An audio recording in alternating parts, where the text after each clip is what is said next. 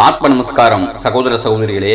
இப்பொழுது நாம் வாசிக்கப்பட்டு கேட்க இருக்கின்ற ஞான களஞ்சிய நூலின் பெயர் என்னவென்றால், கடவுள் உங்கள் உள்ளேதான் இருக்கிறார் என்ற மாபெரும் ஞான களஞ்சிய நூலாகும். இந்நூலினை நாம் அனைவரும் ஞானம் அடைய வேண்டி கொடுத்த ஞான பெருந்தகை யாரென்றால் அத்வைத ஞான குரு பகவான் ஓசோ அவர்கள் ஆவார்கள். வாசிக்கப்படும் பதிவின் சாரம் என்னவென்றால், குரு உன்னை தேர்ந்தெடுத்து இருக்கின்றாரா அல்லது சீடனாக இருக்கப்பட்ட நீ அவரை தேர்ந்தெடுத்து இருக்கின்றாயா? இதுதான் பதிவின் சாரமாகும். இப்பொழுது பதிவின் தொடக்கத்தை வாசிக்கப்பட்டு கேட்போம். நீ குருவை தேர்ந்தெடுத்து இருப்பதாக எடுத்துக்கொள்ள முடியாது.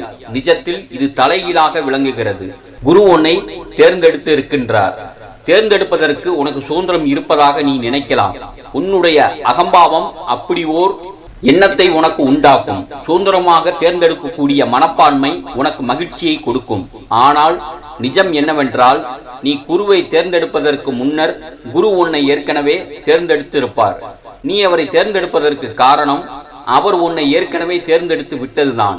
இல்லை என்றால் உன்னால் அவரை தேர்ந்தெடுக்க முடியாது. அவரை தேர்ந்தெடுக்க முடியாத ஒரு சூழ்நிலையை அவர் உருவாக்கி விடுவார்.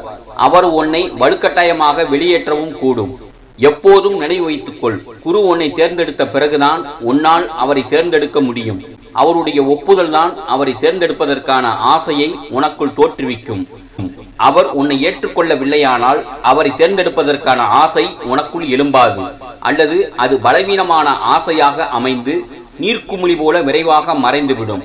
அது தொடர்ந்து நீடிக்காது என்று கடவுள் உங்கள் உள்ளேதான் இருக்கிறார் என்ற மாபெரும் ஞானக்களஞ்சிய நூலிலிருந்து குருதான் சீடனை தேர்ந்தெடுக்கிறார் என்ற மாபெரும் உண்மையை பகவான் ஓசோ அவர்கள் நம் அனைவரிடமும் தெரிவிக்கின்றார்.